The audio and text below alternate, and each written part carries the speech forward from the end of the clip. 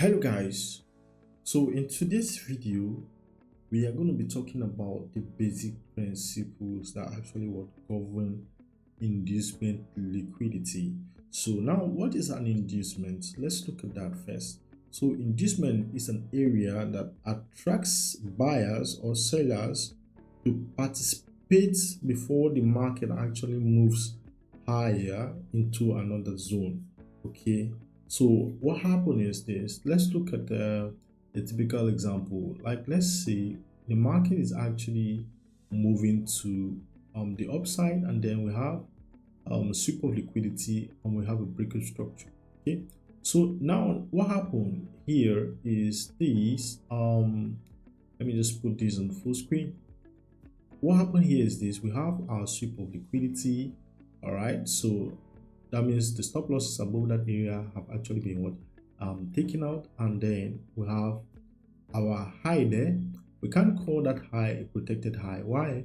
Because we don't have a structural liquidity yet to actually work with. So therefore, there's a tendency for the market to actually come on and take that area out and then keep pushing to the downside. So that's one of the scenarios. Okay, so but then the principle of inducement comes into play here, because we have the market can actually push to an extent like this, and then boom, to the downside. So this particular move you can actually have people, a lot of people who wants to actually sell, who have their sell orders here, right? And then what happens? The market comes back, take out their stop losses, and then boom, that this example here actually explains the inducement phenomena, right? So the market actually induces people to actually sell, and then it comes, take out their stop losses, and then push to the downside. So what actually we are focused on is to be the guys who sell on this move, and not the guys who sell on this other move. Okay, so we don't want to be those guys. All right, so now let's look at another instance of liquidity or inducement. Sorry.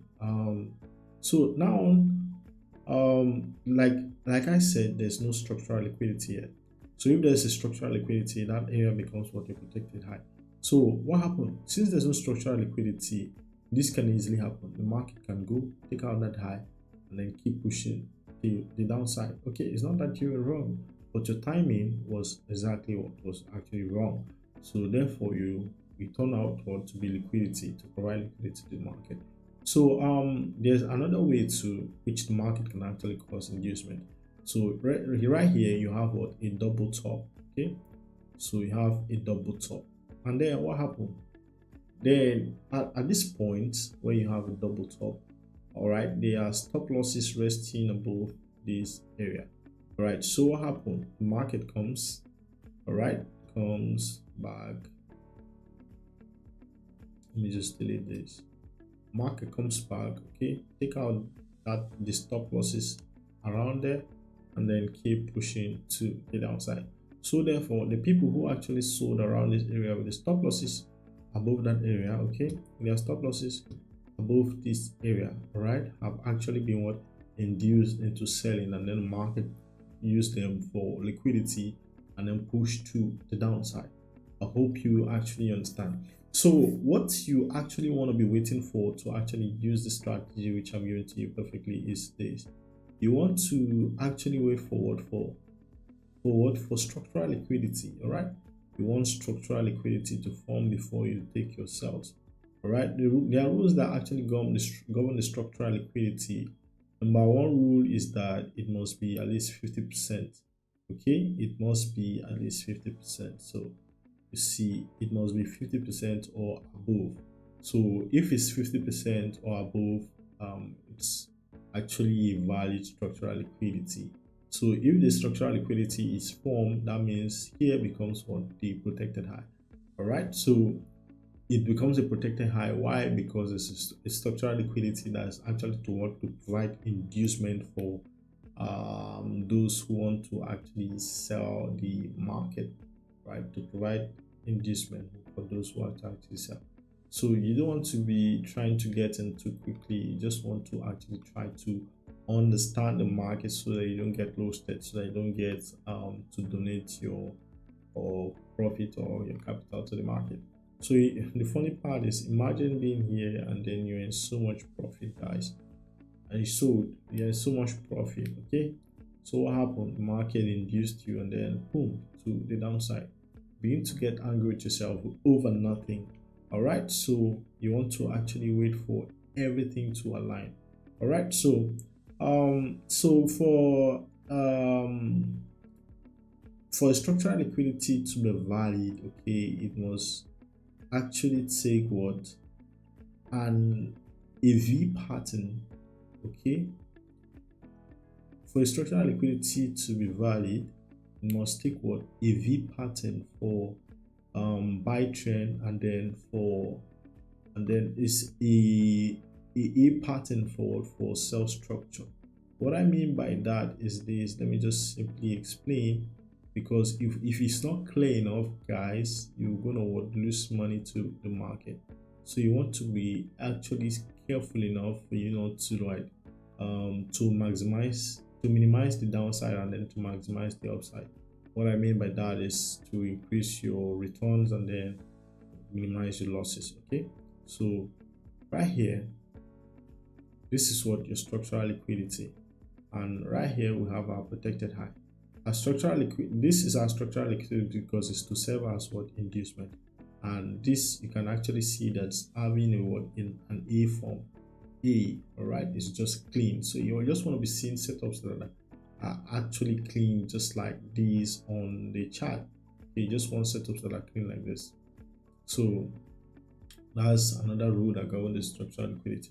So let's just invert the scale. So you can clearly see, if it's an uptrend, you want it to actually what? Give us a V pattern, right? That's structural liquidity for the market to actually come back and then keep pushing what? To the upside. They keep pushing to the upside. So at least you understand this now. Let's look at the main chart and then try to actually get what this is and try to make sense of the whole thing. Okay, so there was a quick trade which I took on Nasdaq today. Just going to go to the 5 minutes time frame to actually explain for you guys to see. All right, so right here, I'm just going to go ahead and just delete the whole thing. Okay, right, so this actually met our criterion for us to actually take a trade, guys. So, and it was just a beautiful trade, guys. All right, so right here you can clearly see that we have what? A sweep of liquidity. Right, so, and the funny part is this, there are some people who want to actually buy from here to the upside, or there are people who actually took their buys from here and the stop losses are just resting below. Okay, the stop losses are just resting below. Up when the market came, took it out. All right, so you just have to be properly informed. All right, so we have what? A sweep of liquidity, liquidity sweep. Right, let me put this on black, put this on 3 pixel. Okay, that's clear. After the sweep of liquidity, what do you need? You need a break of structure to the downside. So what do we have here?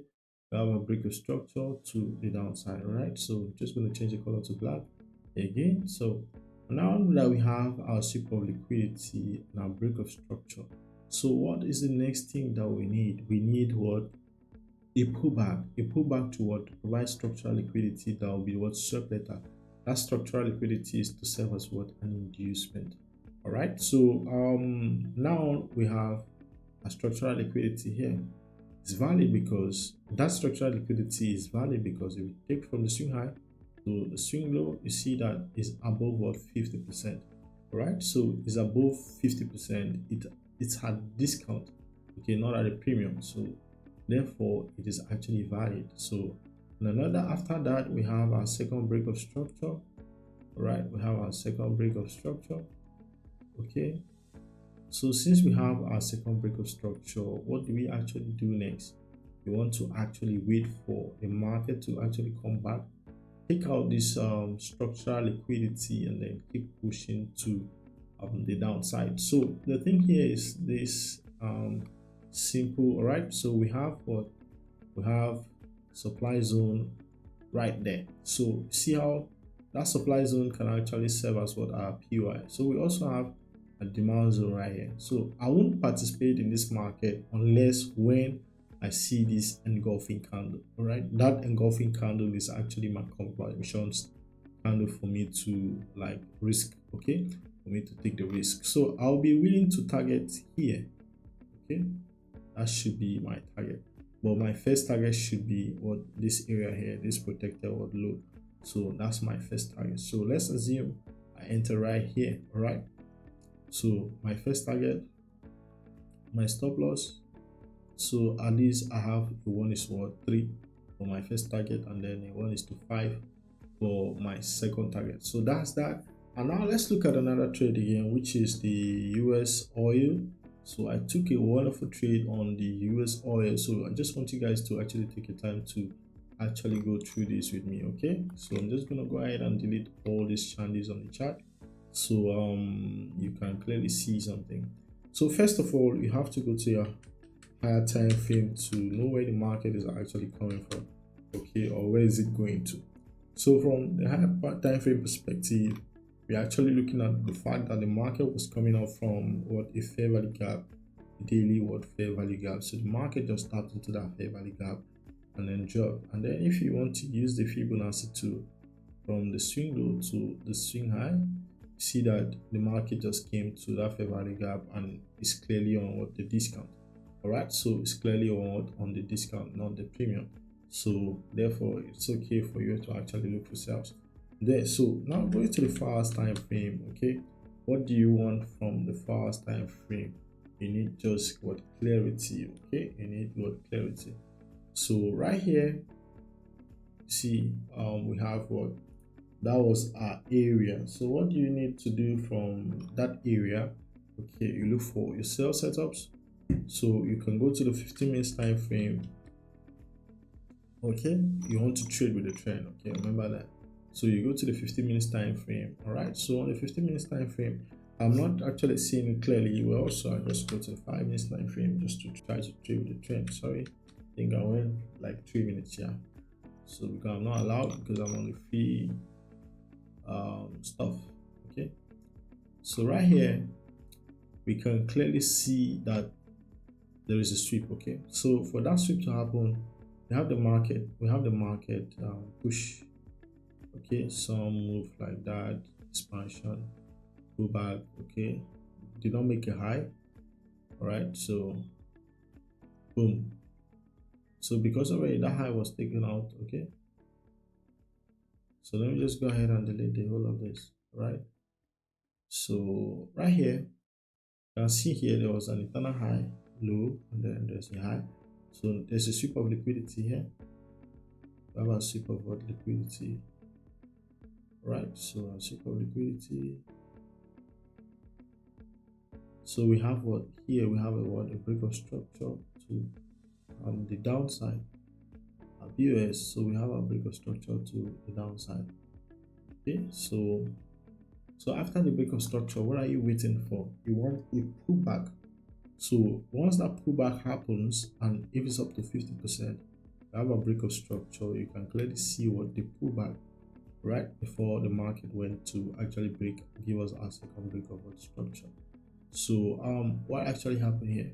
The market pullback. We pick our Fibonacci from the swing high. From the swing high to the swing low, we have more than 50%, above 50%, which is actually valid. But there's actually a problem that comes with this kind of setups. Why? Because we have other areas, okay, that are actually higher than this one. So therefore, those areas becomes what my structural liquidity, okay. And if you can clearly see that this one actually falls like an A pattern, right? You can clearly see that this falls like an A pattern, all right? A pattern. So falls more like an A pattern. So it's okay for me to keep it high here.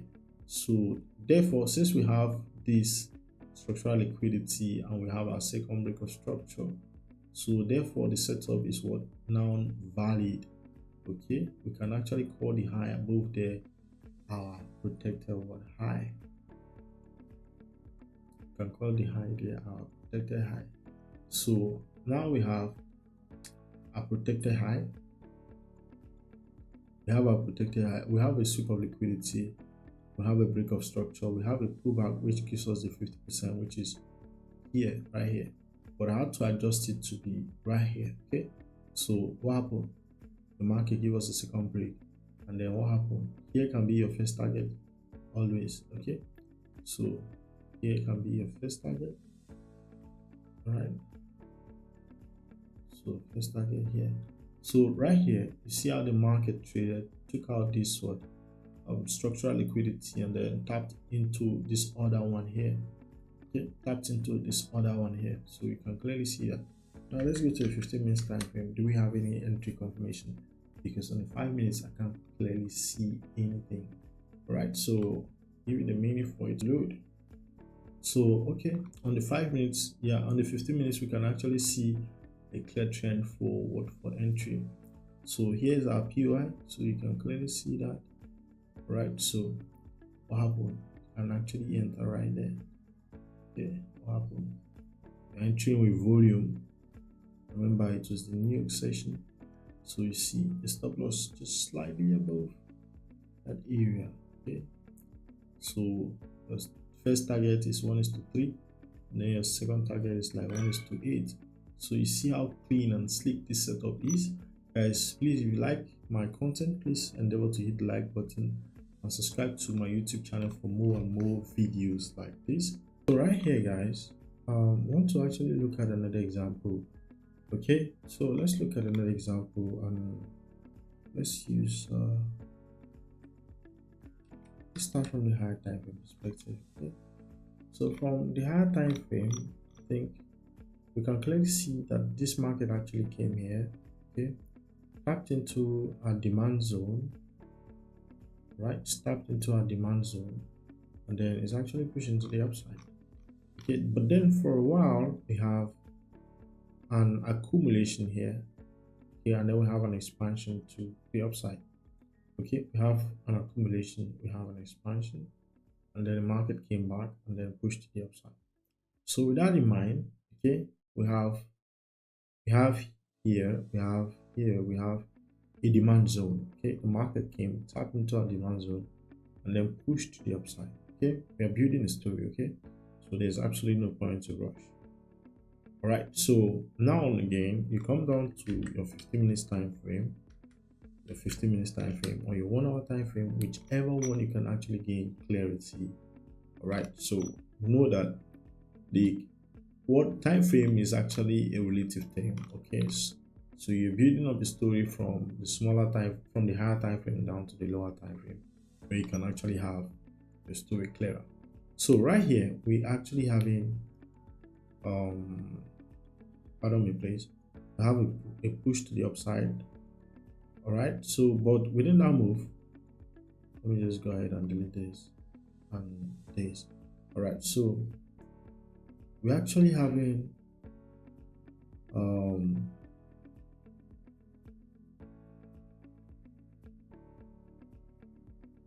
so right here, we're actually having the market pushing to the upside and then push back down, and a break of structure to the upside, and then a sweep of liquidity.